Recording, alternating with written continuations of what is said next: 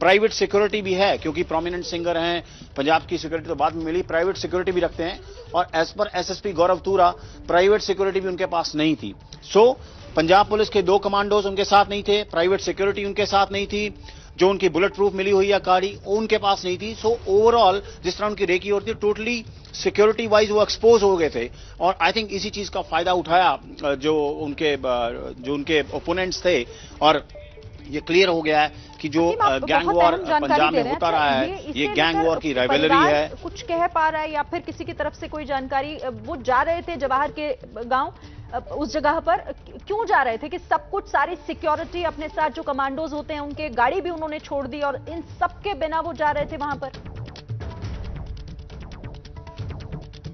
देखिए, अभी यही पता लगा है कि वो उन्होंने, जो फैमिली ने बताया है कि उनकी शायद रेकी हो रही थी। हाँ। मतलब उनको सस्पिशन था कि कुछ लोग, एक गाड़ी जो है उनको फॉलो कर रही थी पिछले 1-2 दिन से। लेकिन कल ही एक डेवलपमेंट हुआ कि 4 गनमैन थे उनके पास, 2 पंजाब गवर्नमेंट ने विड्रॉ कर ली। लेकिन वहां जाने का पर्पस क्या था वो भी क्लैरिटी नहीं है, कि वहां उन्होंने रुकना था जोहारके में या वहां से क्रॉस कर रहे थे। क्योंकि आप देखिए, जो सीसीटीवी सामने आया, एक टर्न के ऊपर गाड़ी घूमती है, आगे भी गाड़ी है महिंद्रा थार के, पीछे भी करोला गाड़ी है, जो एबीपी न्यूज ने सबसे पहले बताया था कि 4 गाड़ियां का कॉन्वॉय है जो इंटरसेप्ट किया मूसेवाला को, और लगभग 12 से 14 जो बुलेट्स हैं। और इंपॉर्टेंट यह है कि प्रोहिबिटेड बोर होता है, 9mm is a prohibited bore. Normal citizen जिसके पास लाइसेंस वेपन भी है वो प्रोहिबिटेड बोर नहीं रख सकता है। सो 9mm प्रोहिबिटेड बोर है, 315 बोर तो रख लेते हैं लोग।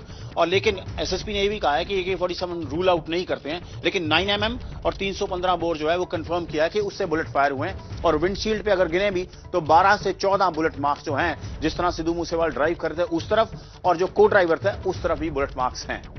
असीम, ये जो हम सीसीटीवी फुटेज अपने दर्शकों को दिखा रहे हैं, जिसका जिक्र आप भी कर रहे थे, ये क्या जवाहर के का ही ये फुटेज है, ये वीडियो है? और क्या इससे जुड़ी कोई और जानकारी कि इससे कितना आगे और कितनी दूर और जहां पर हमला हुआ?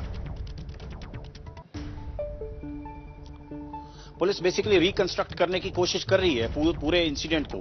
लेकिन जहां से ये गाड़ी निकली है करोला, उसके पीछे बहुत ज्यादा दूर नहीं इससे हुआ है, करीब ही हुआ है। मतलब इसकी विसिनिटी में ही हम कह सकते हैं, बहुत ये नहीं कि कुछ किलोमीटर दूर हो गया। लेकिन पुलिस अब सीन को पूरे रिकंस्ट्रक्ट कर रही है। लेकिन वहां पे क्योंकि पब्लिक आउटक्राई बहुत ज्यादा है, पंजाब में बैक टू बैक इंसिडेंट्स हुए हैं लॉ एंड ऑर्डर वायलेशन के, चाहे कबड्डी मैच में फायरिंग हो गई, एक कबड्डी प्लेयर को मार दिया, उसके बाद आपने देखा पिछले दिनों में पंजाब के इंटेलिजेंस ऑफिस में रॉकेट अटैक हो गया, आज सिद्धू मूसेवाला को मार दिया। तो पंजाब में एक आउटक्राई शुरू हो गया उस एरिया में कि लॉ एंड ऑर्डर मेस में है।